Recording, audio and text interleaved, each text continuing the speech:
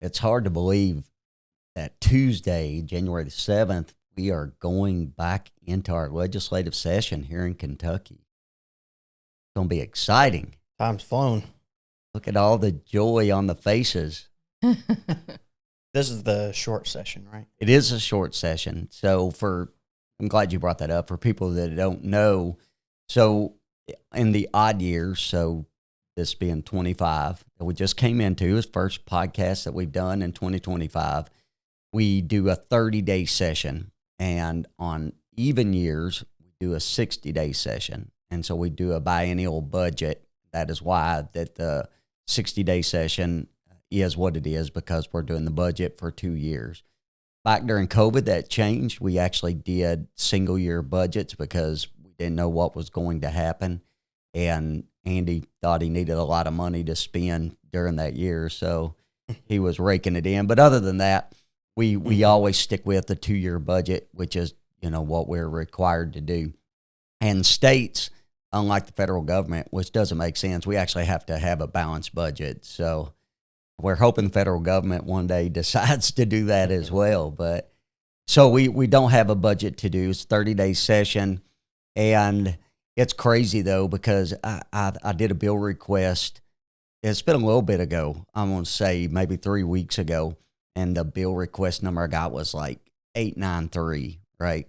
So nearly 1,000 bill requests for people. We used to pre-file bills, and they decided they didn't want to do that anymore because several reasons why they said that. But we don't pre-file anymore, but we can go ahead and get those bills ready to go and ready to file on day one of session.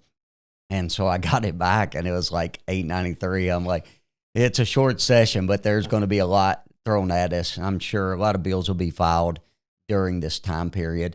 And, there are times that you file bills for different reasons. It may not be going anywhere, but at the same turn, sometimes I'll file bills, but just because I want to keep the conversation in the public and want to continue talking about issues that are important and keep them on people's mind, So we're heading into this session Tuesday, and I think at 12 o'clock is when we'll actually go to the House floor, so ought to be good. Is there a limit to the number of bills that a representative or senator can file in a session? There's not. Okay.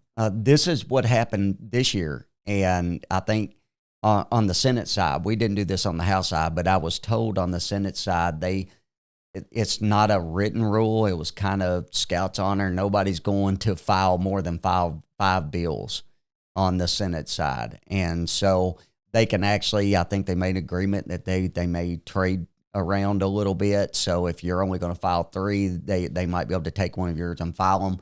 But a total of 5 bills per legislator max. And so that's their intent. On the House side, we didn't even have any discussions like that at all. So I think we'll see several bills that will be filed. And there's some things that are important. They're going to come up that we already know is coming. We have put some money aside for water and sewer for communities and water districts that are in desperate need of money and upgrades. And so they had to have information in back in November based on what their needs were. And we actually don't allocate money in the non-budget year, but we did allocate funds out, and that will be distributed or divvied through law in this session as well. So you kind of set it aside last year. Is that how it worked? Correct. And now you're figuring out where to put it. So we'll decide exactly where it goes based on the scoring and who has the most dire need of it. So now, isn't there some kind of group there? I can't remember the name of it, but it's like whenever you file a bill, then they do all the processing of it. What's the name of that? So I can't remember. This is the way it is. The Legislative Research Commission, LRC, is what most people know them as. And there's a lot of people that work there in that building. It's adjacent to the Capitol. It's where all of our offices are, which is interesting. just a side note, I'll talk about that in a little bit, but where all of our offices are. And basically what happens is there's one particular lady who oversees the bill process. And so we submit to her, this is a concept or exactly what we want if we're basing off of some another state's done or something that we've written ourselves. And then she decides which committee it should go to based on the nature or the content of the bill. So is it education? Is it, transportation, wherever it should go? And then there's a group of bill writers that specialize in that particular field. And so they'll take it, they'll research all the current laws and work on drafting language that is law-like language or lawyer language that nobody understands most of the time, and words that you got to get a dictionary to look up and find out what they mean. But they go through it and check and make sure that there's nothing conflicting in it. There's not already been a court case that has been established that might conflict with your bill. And then they finalize the language. They submit it back to us. We review it. If it's what we want, then it goes through what they call the jacketing process. And all that is they print a final copy. It's brought to us on the House floor. And then you have to file the bill during session. So once the floor is open, you can file bills. Once it's closed, you can't file bills any longer, or amendments as well. And do you have like a Republican LRC and a Democrat LRC? No, no, they work They're for supposed to be nonpartisan. all legislators. They're supposed to be nonpartisan and draft based on that. And so, yeah, it's interesting. There are things that happen sometimes, and you scratch your head as to how did this happen, or you get a bill draft back and something's been changed. Something's different than what you had originally had or told them to put in it. And so mistakes happen too, and so we're always vigilant about going back through it after if we ask for a change or a modification, go through the whole bill. If it's 120 pages, go through all 120 pages and make sure nothing got changed or messed up in there. And do you have to basically have their sign off in order to file the bill? No, you can file anything. They might flag something for you. They might tell you, I don't think it's a good idea, or this is not legal, or whatever the case may be. But at the end of the day, we're a legislator, right, and we decide if we want to file it or not. So there's really nothing there. There's a lot of brilliant people that work there, a lot of people that have been around for a long time. And they understand the process well, very knowledgeable. And I found a lot of them really good to work with, to sit down and have discussions about what you're trying to do, get advice from them. But at the end of the day, they will tell you, this is your bill. Right. Yeah. You make the final decision of whether you want to file it or not. So on Tuesday, you're going to session. And do you have any bills that you plan to file on day one? I do. What bill are you most excited about? Well, I'm excited about a lot of bills that I'm going to file, to be honest. I have too many to file for a lot of reasons. I've had a lot of constituents that have reached out and have specific needs or things that they want to see. And so I've tried to work on several of those. One thing that I try to do, I think Trey Grayson put it this way back during the primary session. He said Callaway likes to lead with his social conservative views, and he leads in his legislative actions through social conservative views. I am a social conservative, and I tell everybody I'm a Christian first and foremost, constitutionalist, a conservative, and a Republican, and in that order. And so, I do lead with social conservative issues because the culture of our nation and of our society, if we're not influencing the culture, we cannot maintain good things. It just cannot happen. And so I've got a lot of things that I've been working on. One particular bill that is interesting, and I've been doing some work with some other legislators, is that I would like to see the 10 Commandments back in public, specifically back in public schools. And there's been a few court cases about this. Kentucky had a court case that actually said that we could not have the 10 Commandments in public schools. And there's been some other court cases from higher courts that have said something different. So we got some precedent maybe that would allow us to open that door again. And some states have looked at it. Louisiana just did this, and their bill has withstood the courts. And what they've looked at it more from a historical perspective, that it's a piece of history. We know that a lot of our Constitution and our laws are based on those principles.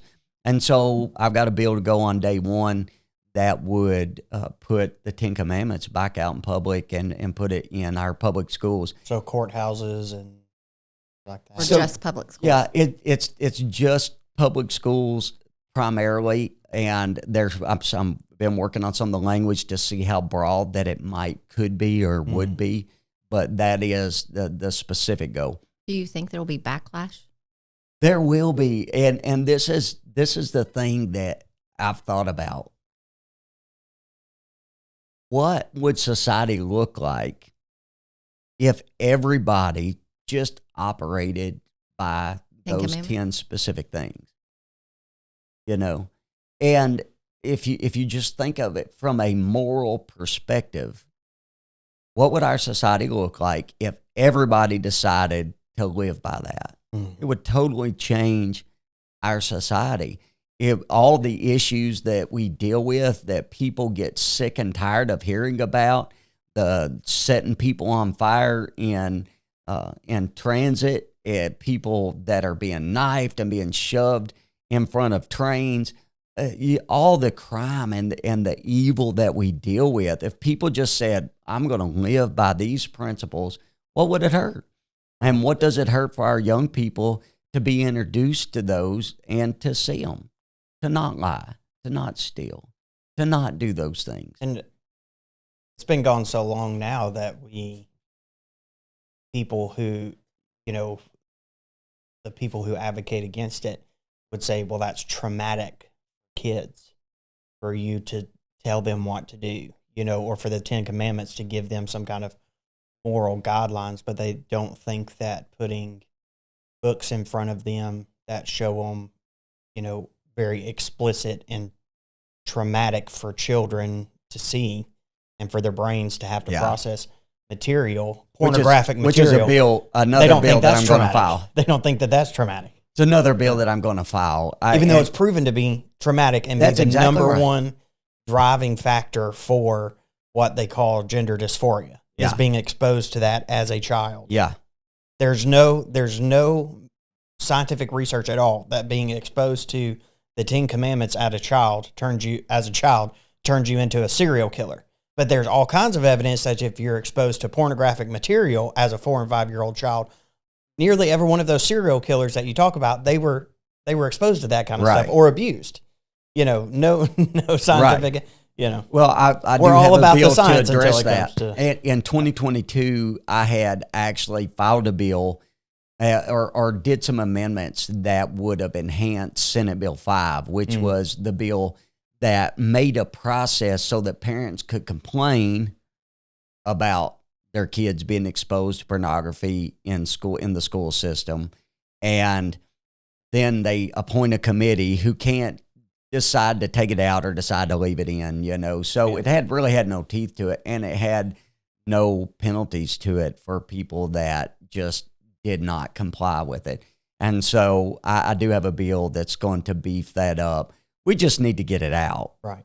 We don't need it in our schools. It serves no purpose other than to affect and destroy the minds of our youth. And so there's no reason for it. So I've got that one.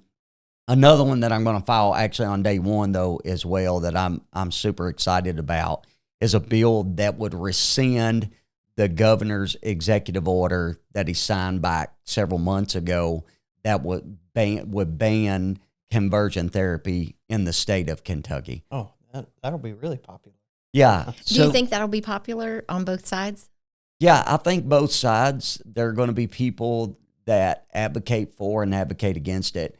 And this is a fact. They blatantly, absolutely lied to the public about what is going on in regard to conversion therapy. And if you read through the executive order and you listen to what Andy Bashir said, it's two total different things. He's not trying to go after people that are mistreating children that are dealing with dysphoria. He is not trying to do that at all. He is trying to compel speech or control speech. You can't say this and you must say this if you're going to say anything at all. It's a First Amendment issue. It is a moral issue. And it totally blows my mind that he wants children to be harmed, that he is okay with kids that are confused. He wants them to stay in that condition of being confused instead of somebody taking the truth and showing them, this is the truth. This is who and what you are. This is what God created you to be. And I'm going to tell you, he has done several executive orders, and I understand the emergency powers that we reined him in on.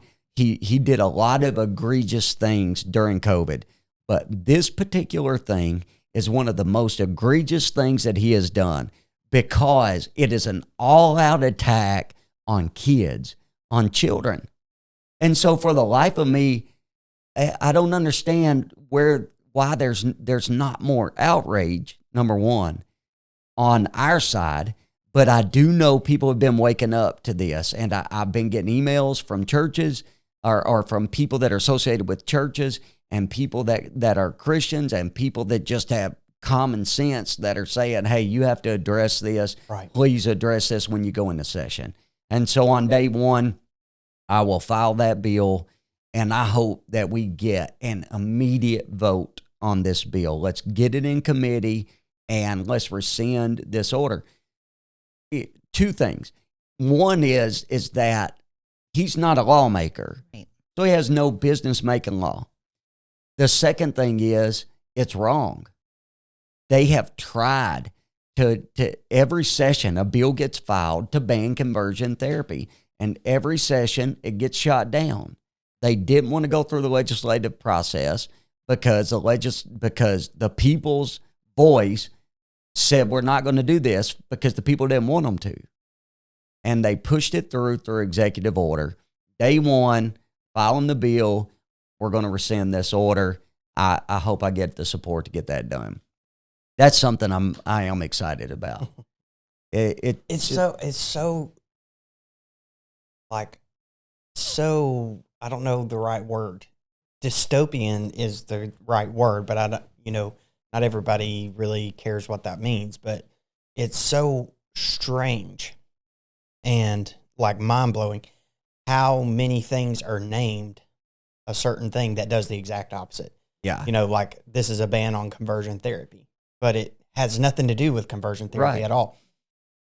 They're mad that you simply, by speaking the truth to someone and showing them what the Bible says or showing them the truth about the situation that they're in, that you can, just by speaking to them, not by indoctrinating them every day in school. That's how they get them, switched to whatever gender ideology they're in now. You don't have to do any of that. Just by sitting down with a Bible or sitting down with a caring heart or attitude or whatever, then you are able sometimes to allow them to see the light, and they change their mind about what they've been doing.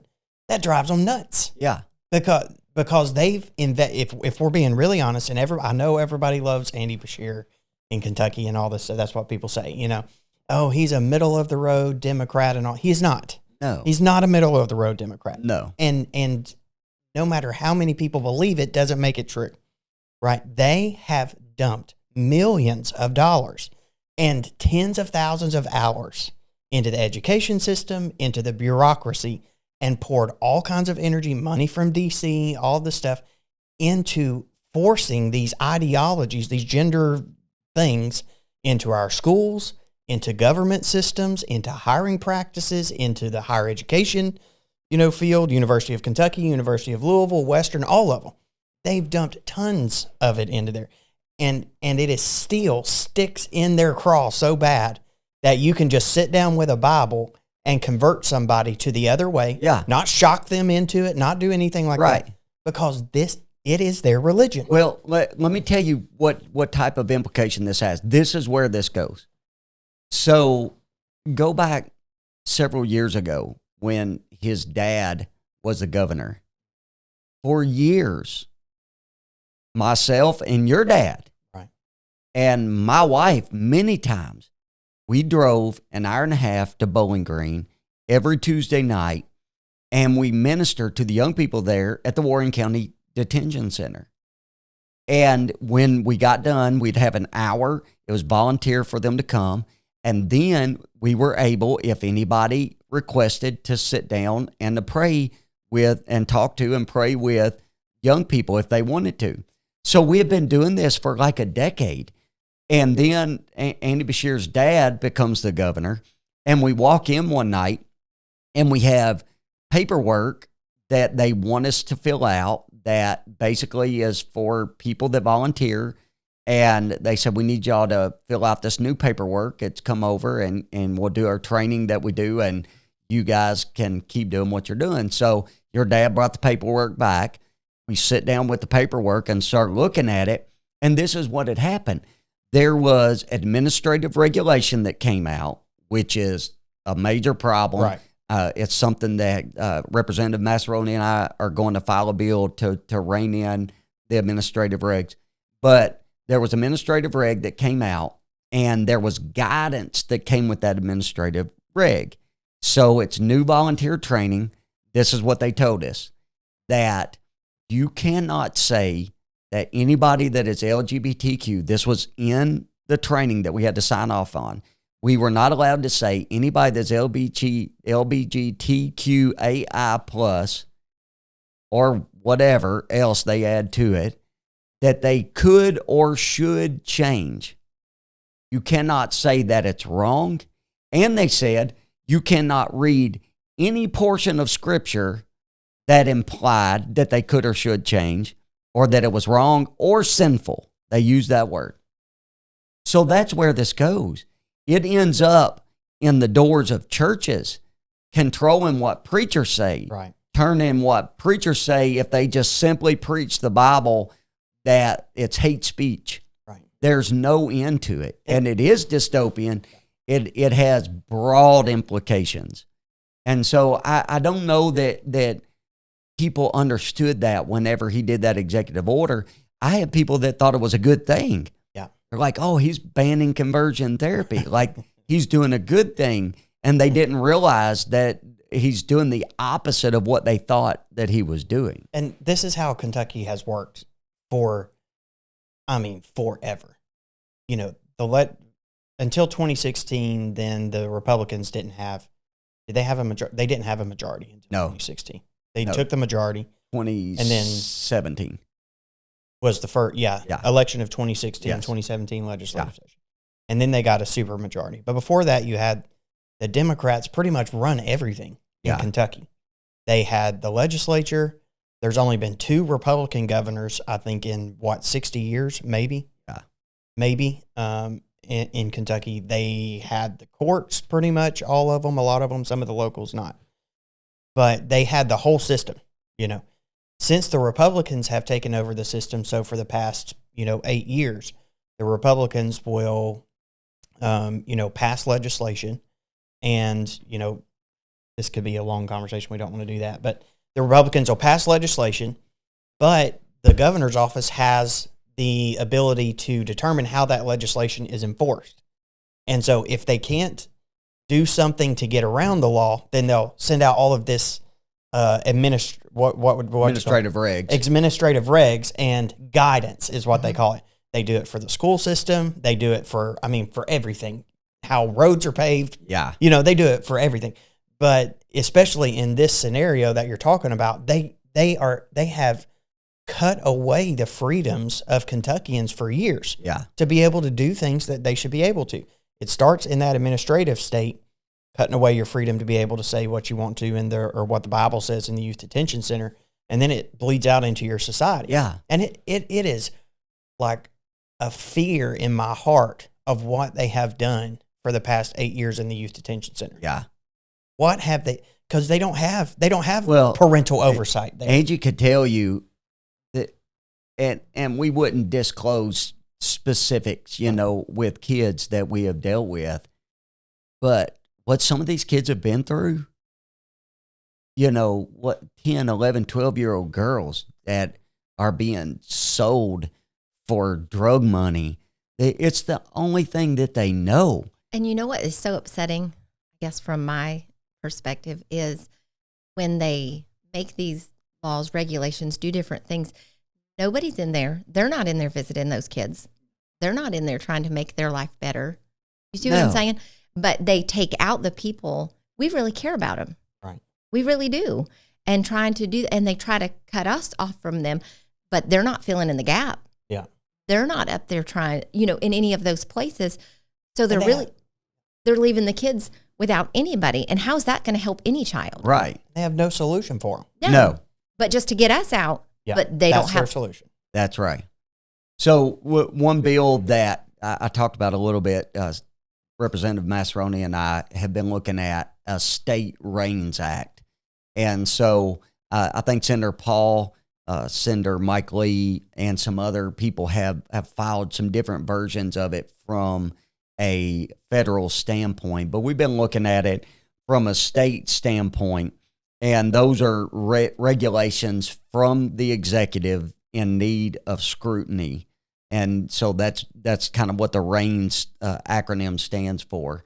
And so what we want to do is make sure, just at the very least, if it has financial implication to it, so it's going to cost the taxpayers anything at all, or there are penalties to it, that somebody could be charged at all for anything in regard to it, at the very least, we need to be voting on that. And a whole lot more. We've got to dive into that. So we're looking at a version of the State Reigns Act so we can deal with some of these administrative regs. And some of those do come before committee, and there are ways to protest them, but they're going to go into law. And then, you get into a court situation. They make it hard to do. We make laws. Right. If something's going to cost the taxpayer something, or could cause them to be charged with something, we need to be making that call. And so if it's EPA, if it's OSHA, whatever the case may be, we need to be looking at those things. And the executive branch, and that's what I tried to explain this to people during the governor's race, is that we do have a supermajority, right? There in the House and the Senate. We can override any veto. But inside of these executive appointed structures, there are people that get placed there that have ideology that is contrary to Kentucky values and principles as a whole. And so when we allow someone like that to be elected and they get in those positions, he's bombarded with people from the left that want to be a part of the structure. Yeah. And so they get placed in. Look at what's going on with Children and Family Services. I mean, he's getting ready to go to Switzerland, right? And talk at the WEF, which is a cesspool of lefties. Yeah. Right. I put out something the other day and said that I think it's like the place where the woke mind virus is most likely to be contracted, right? Because Soros, all those people are going to be there, and he's going to speak there. And while he's there speaking, he's got kids that are laying on cots and couches without foster care, without parents, laying up in Frankfurt. But if the legislature wants any oversight, he don't want you there. Right. He's like, we can handle it. You're not handling it. You're not doing it well. That's right. You're not doing it right. But there's people that infiltrate these positions, and they don't share our values. And so it does make a difference. Yeah. It does make it hard on the legislature to not have that alignment from a value standpoint. And it doesn't mean that there has to be yes people on both sides. Debate and dissent are healthy. Yes. They're the bedrock of good legislation, which has been a lot of my pushback is that it's squelched so much in Frankfurt. They don't want to debate things. I'll debate any issue. Right. And the best idea, may the best idea win. But people have infiltrated these positions, these executive branch positions, and they're pushing ideology that is contrary to our values and principles. And so at the very least, we need a law that allows us to look at that and decide what impact does this have on the people I represent. I make laws, they don't make laws, and take it through the legislative process. And, I've done some work in like child and family services offices and different things like that. And they just go through their business while you're there working. And I, don't want to give away anybody's privacy, but a lot of the situations that they deal with are terrible, absolutely terrible. Heartbreaking. Dads and moms at each other's throat, or drugs, or whatever it is. I've been in a school when a principal is having to keep the mom from coming into the school because she's so high on drugs. Yeah. And her kids are back there. So, the Democrats see that and think, well, you're attacking our schools, or you're attacking our CHS or whatever. That's not the case. All of those things, even though there are heartbreaking situations that go on there, it still has to have public scrutiny. It still has to have oversight, because here's what happens. And we're seeing this in England with the Pakistani, I don't know what words you can say on the podcast, but the Pakistani, rape gangs is what they are. Yes. They're not grooming gangs. No. They're rape gangs. Whenever you create a space that the government says, nobody can have oversight here because we're good and we're doing what's best and you need to trust us. Whenever you do that, predators, it's like a magnet to them. They know, you know what I'm saying? I told somebody, they know that they can just sense it automatically. I told someone the other day, Reagan said, trust but verify. Mm-hmm. And I said, it's in our society, it's never trust and always verify. Yeah. Because that's what you have to do. And we have atrocities happening in England, but in our country. Yes. What is going on with the trans kids thing is not just a choice or a phase or new science. It is an atrocity. Yes. It's horrifying. And it is things that barbarians would not do to their children. Yes. Right. Yeah. You know what it's disgusting. That's exactly right. And So there has to be oversight. yes, the thing that creates it is that space Yes. where there's no oversight, and the governor or the governor's office or whoever says, no, you're not allowed here. Yes, the things that happen in CPS are horrifying. Yes. They're terrible. But that still doesn't mean you don't have oversight. That's right. You should have more oversight, because that's where the horrible things are happening. Right. And this is what I have tried to do. I've tried to encourage the public to look in and see what is going on. So I believe we have seen that in the last little while. We have seen the public have got more engaged. Had a conversation with a young man last night, and he's like, man, I don't know what to do, but I want to know more. And I told him, I said, get engaged, track bills, go meet with your legislators, sit down, talk to them, find out what their principles are, look at what bills are getting blocked and why. Educate yourself. We need the public engaged and involved. That's where our power comes from. Our power comes from the people.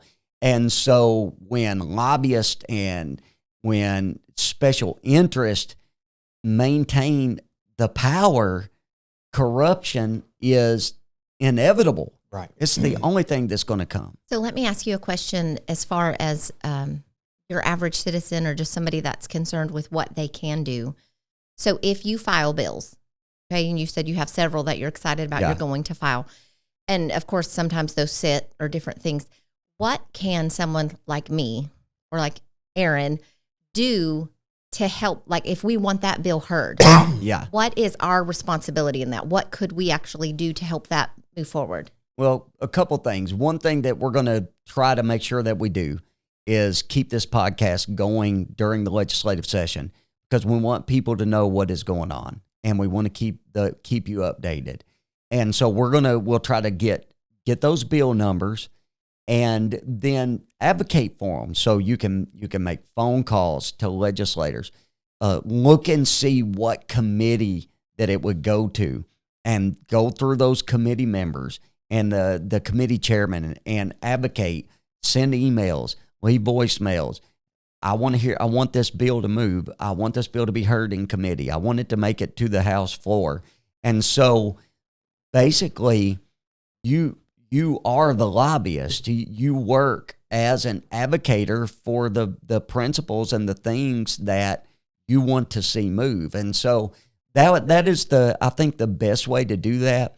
I'll put out some information and we'll put some links to this in this podcast body so that people can know how to keep up with the legislature, do bill tracking, those types of things. And there's a lot of good groups out there as well that track this. So if you follow them, especially from a social conservative standpoint, Commonwealth Policy Center, Family Foundation, groups like that are looking at good bills. Then you have there's Alliance Defending Freedom. They're looking maybe more from a legal aspect. You have groups like Americans for Prosperity that's looking at more financially conservative bills. So all of those things. You have Young Americans for Liberty that is all of the above. And you have groups that are looking at Second Amendment bills, So educate yourself and then talk to your legislator and let them know, I'm interested in this bill moving. What needs to happen for that bill to come to the committee, to the floor, and communicate. And you can do that, like I said, you can email, you can make phone calls, you can leave voicemails, all of the above. So if there's a bill that is another representative had, say from a different county and not where I'm at, how call in their office there and let them know, even though they're not my representative, call Yes. you and call them? Absolutely. Okay. Yeah, I think it's great for them to hear from Across the state. Yeah, from across the state. And this is the other thing I've tried to encourage people to do is personalize your request. We get inundated with all types of emails and a lot of just canned emails where they forget to even change the name. I get whoever's email because they forgot to put Representative Callaway in there and left somebody else's name. And that's fine. I mean, that's okay to do that. But if you personalize it, I'm going to read it. If I get an email from someone else's constituent that's just not a canned email, I'm going to go to that individual and say, hey, I got an email from your constituent, said they wanted to see this bill move. Or if it was their bill, hey, I'm getting emails about this bill. What do we need to do to see it move forward? Where are you at with it? Okay. That type of thing. So I think that's a way that people can engage. Sometimes too, then they'll hear about one bill and they'll want to do something about that bill. So they'll, get upset and be like, okay, what do I got to do, this session to stop this bill?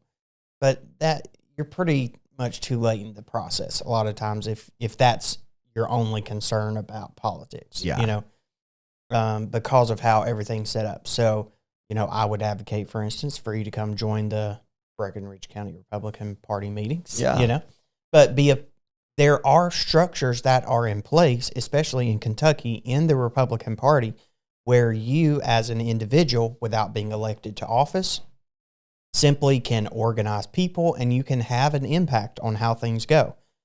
You can run to be a magistrate, or you can run to be a judge executive, or you can run to be a School board. a school board. Yep, that's 4 years now. But you can run for school board. You can run for dog catcher is appointed now. Yeah, but there's all kinds of things that you can run for where you can have an impact, or you can, if you're retired, you can go to fiscal court meetings, or you can, you can get involved. The main thing is that everybody wants to, they want to be upset about certain issues, but they don't want to make anybody else upset. Right.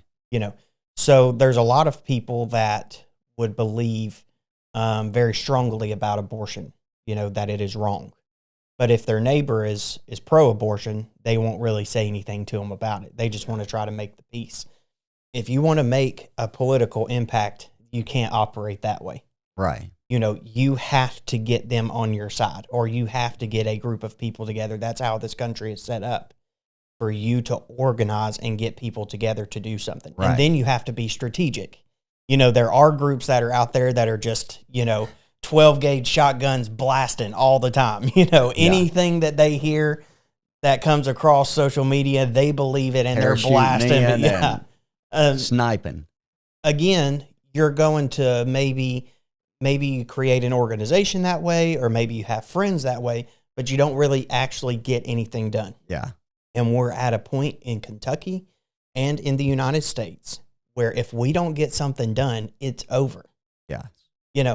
In the West in general, that's how it is. And the East has their culture, they do what they do.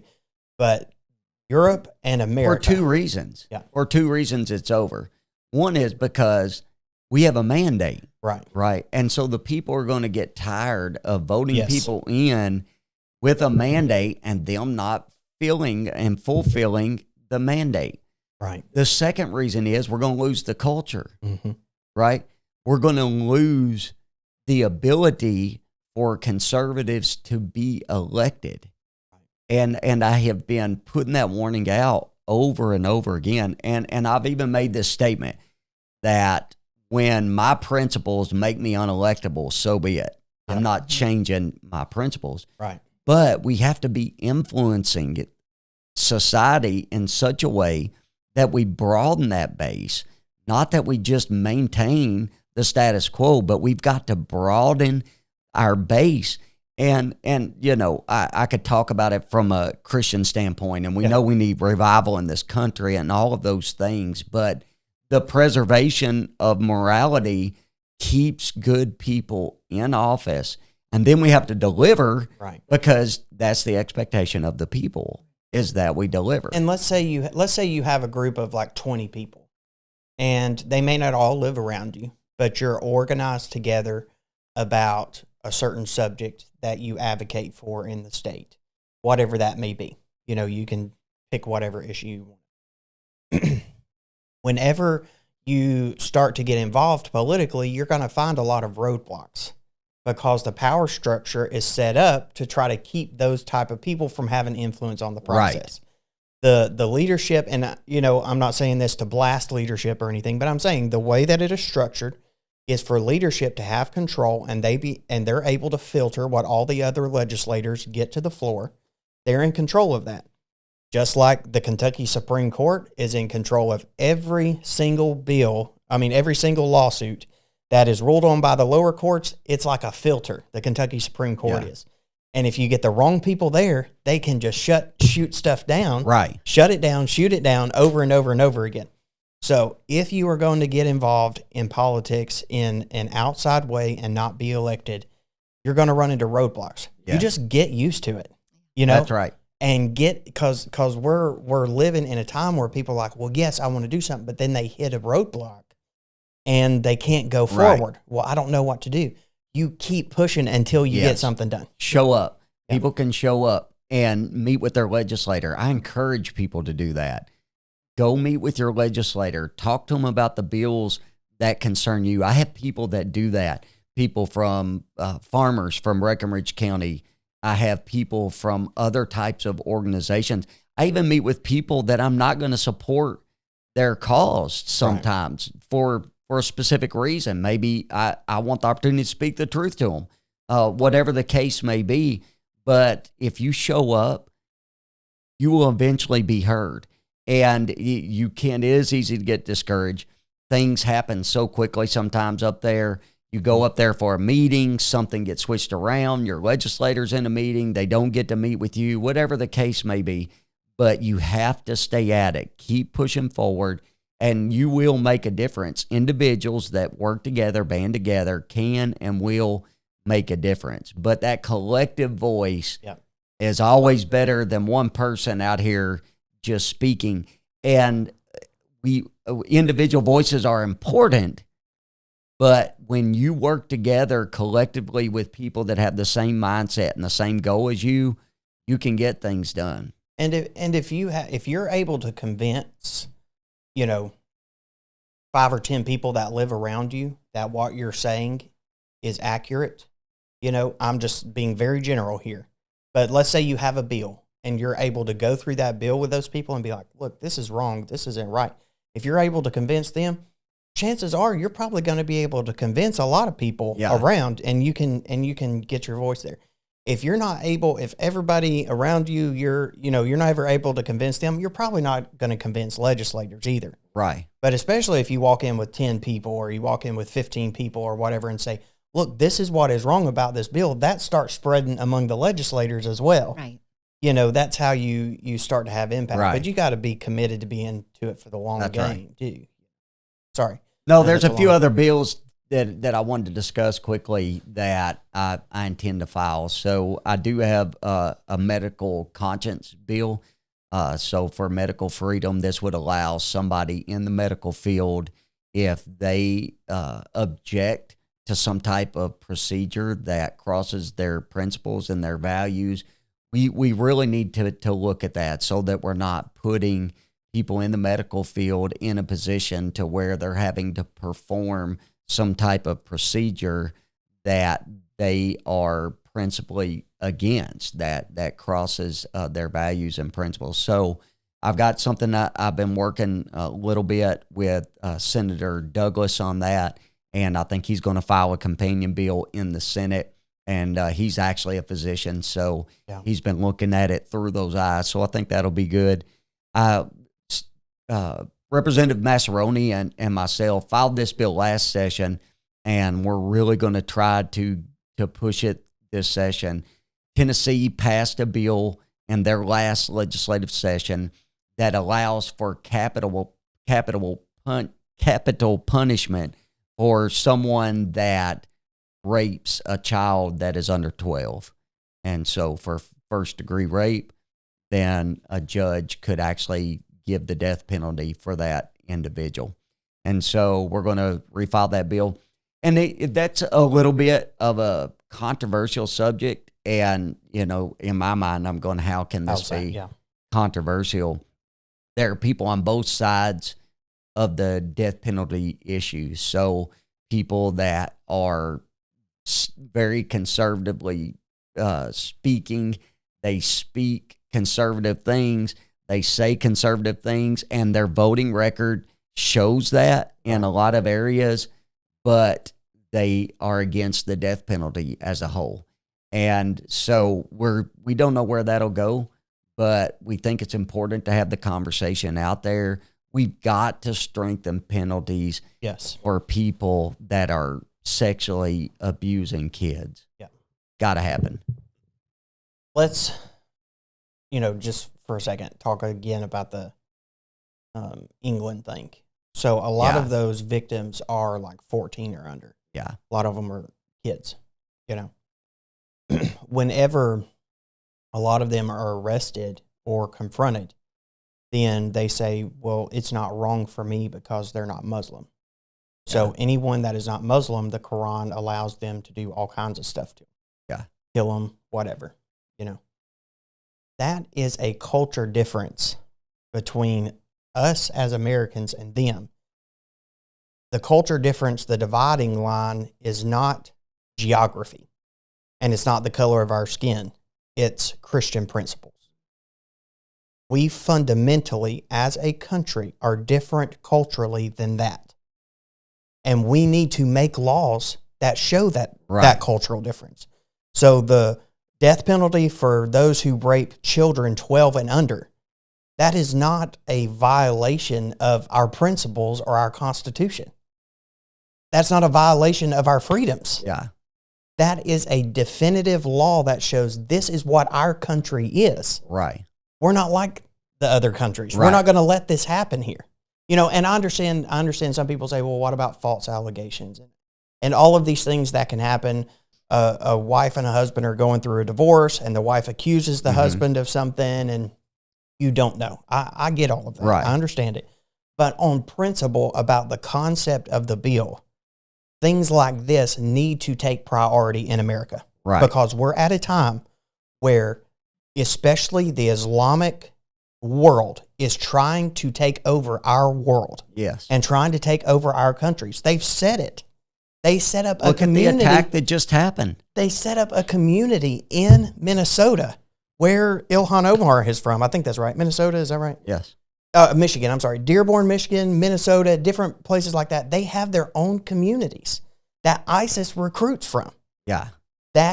We are in a war against, even though, you know, people hate that you say that, but we are in a war culturally against that. We need to have laws. Right. Those are more important than, well, I hope Representative so-and-so gets $20 for his, you know, bourbon distillery or whatever. Even though those things I know are the process day to day, but we're on the very edge of completely losing our country. Well, this is the thing. The one specific situation in England, the young girl who was 12 years old, I believe. Yeah. She comes out, no clothes on. She's intoxicated. She's drunk. 7 men are there with her, and they arrest her for public intoxication. They never question the men. Pakistani Muslim men. And so they're saying that, oh, we can't address this because this is racist. But this is the thing. Everything that we have dealt with in America, specifically with the transgender ideology and issue, the end goal is pedophilia. Yep. That is the end goal. Yep. People don't want to say it. They don't want you to say it. They don't want you to make those distinctions about where we are as a nation. Mm. That is the end goal. And so you're exactly right. We have to draw lines in our society that lets people know this is who we are as a country. It's in the World Health Organization guidelines. Yes. The sexualizing of children from 4 and 5 years old is in the WHO guidelines. Yes. Put out by, you know, mainly by Davos and all that stuff. That's where it starts, World Economic Forum. That is the globalist. When people are talking about having problems with globalists and the globalist agenda, that's what they're talking about. Because they want to make every country just like that. Well, when you try to come up with a better name. Sorry, getting all worked up here. When you try to come up with a suitable name for people, like minor Pedophiles, attracted people. Yes. Instead of just saying you're a sicko. Right. Because you shouldn't hurt children, right? Exactly right. It shows you're on the wrong path.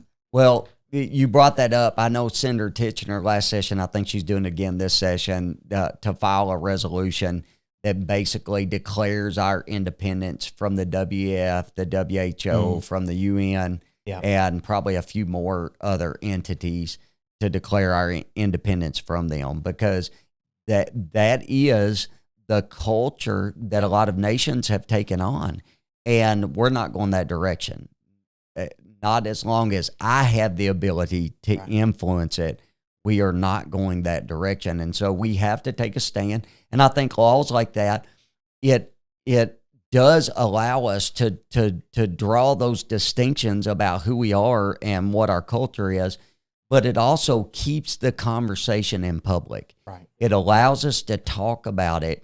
It allows us to have the conversations about what is going on and address those issues. And so if we don't get that far, and you're right, there are accusations made. I get all of that. This would just allow the judge to be able to look at the situation. If the evidence is overwhelming, there's an admittance to it, or whatever the case may be, it would allow them to give capital punishment. But we've got to keep this conversation out here. Yeah.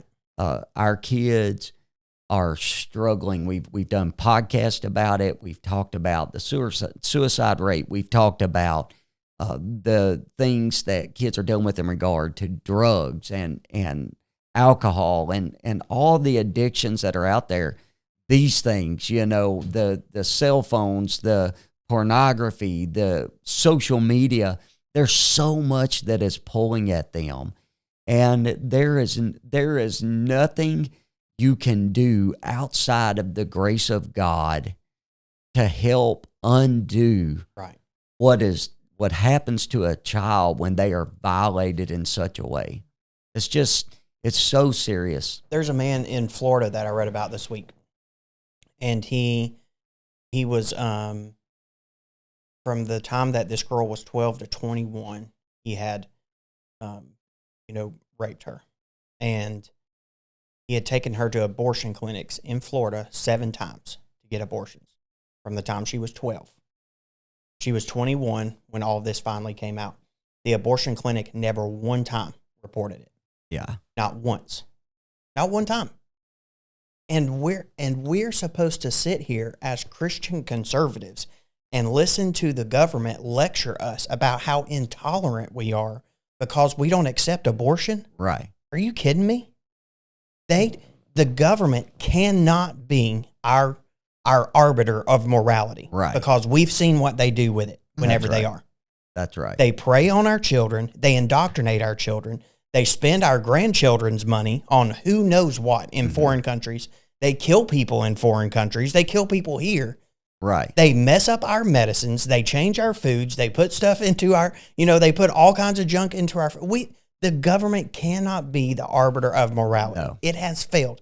Secularism has failed. We are a Christian, and I'm not an advocate for Christian nationalism. All those guys would put people like us in jail. Those Christian nationalist people would. That's not what I'm talking about. But we are founded on Christian principles. And if we do not have morality, Christian morality, scriptural morality, as the basis of our laws, that's not forcing everybody to be a Christian. No. Not forcing everybody to go to a Baptist church, but as the basis of our laws and morality, it's over. That's right. It's completely over because it's in England, it's the low end of the estimate is 250,000 girls. Yeah. These aren't, Muslim men preying on Muslim girls, all on white working class girls. Yes. What's their life going to be like? Yeah. What is their, what hope for the future do they have in an evolution believing, non-religious future? What hope do they have? That's right. There's nothing that can provide any hope to them. They've suffered the most trauma that any child has ever suffered. It's not able to be overcome. That's right. And Christian churches and Christian pastors and so-called Christian pastors and counselors and all this stuff are sitting back on their hands while all that is happening, saying, well, we don't want to offend anybody. We don't want to. They have no hope unless you stand on what the truth is. That's right. While you're I can't start preaching here. No, it's time for people to step up. It's time for, especially as men, as dads, and as overseers of our daughters, right. our granddaughters, step up, do your job, get involved, get engaged, and make a difference in our society. And lead with your social conservative Christian principles. That's right. Because if you don't lead with them, what is going to lead? And I got accused of that myself and Representative Fugate, right? We got accused of that, and caucus. I'll wear that. I'll wear that. I'm fine with that. You make your little badge. That's what, yeah, I lead with social conservative principles, because they are the sustaining of our society. Right. It's the only way that it sustains itself is if we are a moral, good people, not in the sense of, what the Bible says, there's none good. I'm not discounting of that. I'm saying as a whole, as a society, right. It's the only way that it sustains itself. There's no justice without morality. Right. If you don't have a morality, you can't have a justice. Yeah. There's no way. I mean, Stay tuned. You know. I have other Sorry. bills as well that I'm going to file. Going on vacation, I have so- a bill that will allow people to direct blood. So if they're having a surgery or something of that sort, to be able to direct where their blood comes from, or cool. take it from a family member, whatever the case may be. And so I'm looking at that. There's several other things that we'll do and get involved in. We're looking at DEI again this session, and so I know there will be a bill that's going to address that, at least in post-secondary, so in colleges. So that will be probably a subject that you hear a lot about this session. Hopefully we don't do what we did last time and have a great bill and then strip it down to nothing and then kill it on the last day of session. But we've got to address these issues in our society. So stay tuned. Listen to the podcast. We're going to try to keep you updated there. We'll throw some links in this particular podcast that you can go to and actually watch the legislative sessions. Oh, cool. You can watch the committee meetings as well. Stay involved, stay engaged. We need your help. This is a constitutional republic that we live in. We are not a total democracy. We use democratic principles, but we are a constitutional republic, which is the power of the individual. And so you represent, we actually elect one of us to represent us. And so as your representative, if I'm your elected official, I'm just one of you. I'm up there to be your voice, and I have principles, have values that I stand on. I make those clear so you know you're not surprised when I get to Frankfurt how I'm going to vote. Right. But we want to hear from you, and we want to be engaged and involved, and we want you engaged and involved as well. So 2025 is Happy here. New Year. Happy New Year to everybody. Thank you, and God bless.